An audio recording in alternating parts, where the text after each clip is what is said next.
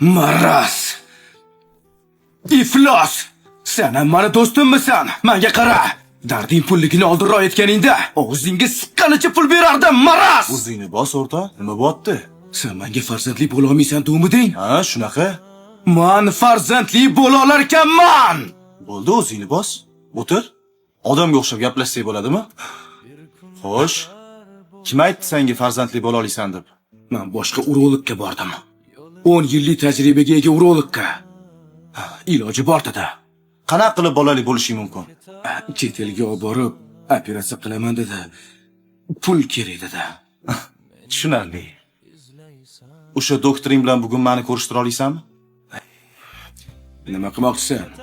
Borganimizda meni doktorligimni indamaysan. Billa boramiz, so'raymiz. Agar men adashgan bo'lsam, yuzimga tupurib ketsang ham roziman.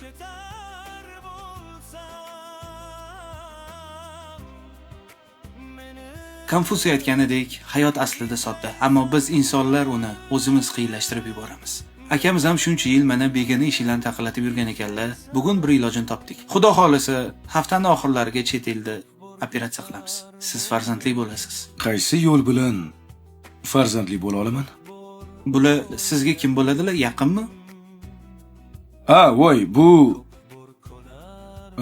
bu meni yaqin do'stim. Bundan hech qanaqa sir bekitmaganman. Bemalol ishonarli odam, gapiravering. Bu qarindosh urug' degan gap bor.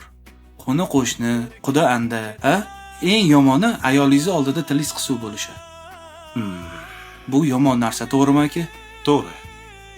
Shunda chet elga boramiz. Aha. Bitta donor topamiz. Urug'i ekamiz u qaytamiz. Zato farzandli bo'lasiz. Eng muhimi, ayolingiz oldida tilingiz qisuv bo'lmaydi. Xudo xolisa. Ko'rdingmi o'rta? Iloji bor dedim-ku senga. Mana. Tushunmading shekilli. U donor deb aytdi. Nima degan endi u? Men tushunmasam.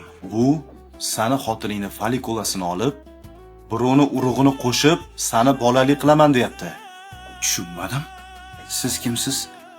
Erkaklar bepushligi bilan shug'ullanadigan urolog, androlog Mamadaliyev Bobirman. Men ham sizga o'xshagan doktorman.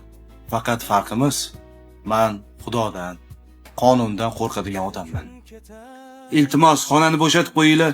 Bu gap bo'lmadi deb hisoblaymiz. Aka, biz ketamiz. Lekin sizni qilayotgan ishingiz ertaga oqibati yomon bo'ladi. Chiqing. Endi tushungandirsan, do'stim.